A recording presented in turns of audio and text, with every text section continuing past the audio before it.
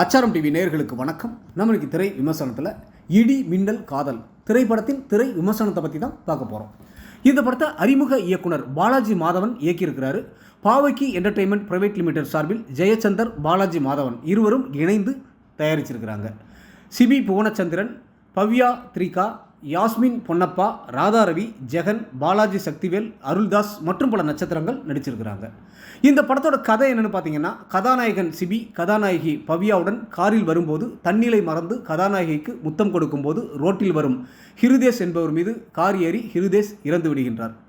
CP யுஎஸ்எல்ல இருப்பதால் இந்த கொலையிலிருந்து இருவரும் தப்பிக்க கதாநாயகி சிபியை ஸ்பாட்டில் இருந்து அனுப்பிவிட்டு ரோட்டில் ஆக்சிடென்ட் ஆகி ஒருவர் இறந்து கிடப்பதாக போலீஸுக்கு தகவல் கொடுக்க ஸ்பாட்டுக்கு போலீஸ் வர அந்த கொலைக்கு கதாநாயகி விட்னஸாக போலீஸ் ஏர் ஆக்சிடென்ட் செய்தார்கள் என்று விசாரணையில் இறங்க உண்மையிலேயே ஆக்சிடென்ட் செய்த கதாநாயகன் சிபி, கதாநாயகி பவ்யா போலீஸிடம் மாட்டிக்கொண்டார்களா இல்லையா?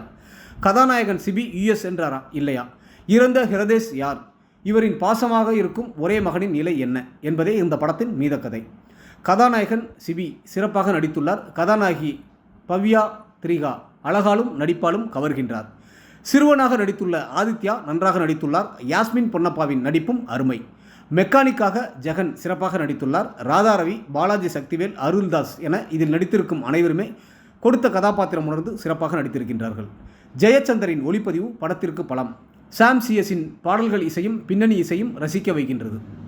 ஒரு ஆக்சிடென்ட், அதனால் என்னென்ன விளைவுகள் ஏற்படுகின்றது என்பதை எல்லோரும் ரசிக்கும்படி திரைக்கதை அமைத்து சுவாரஸ்யமாக கொடுத்துள்ள அறிமுக இயக்குனர் பாலாஜி மாதவனுக்கு பாராட்டுக்கள். ஒட்டுமொத்த படக்குழுவினருக்கும் அச்சாரம் டிவி சார்பாக வாழ்த்துக்கள்.